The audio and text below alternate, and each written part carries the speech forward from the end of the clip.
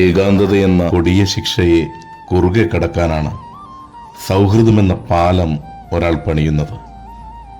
ഒരു ഡയറിക്കുറിപ്പിൽ പോലും അദൃശ്യനായ ഒരു ചങ്ങാതിയെ തേടിയുള്ള തിരച്ചിലുണ്ട്.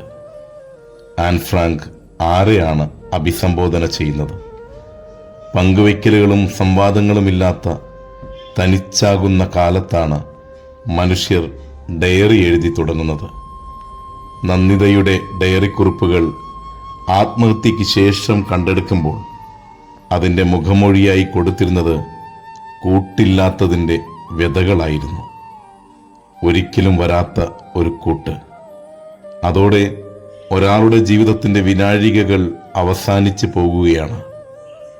മതിലുകളിൽ ബഷീർ പറയുന്നു, ആർക്കു വേണം സ്വാതന്ത്ര്യം?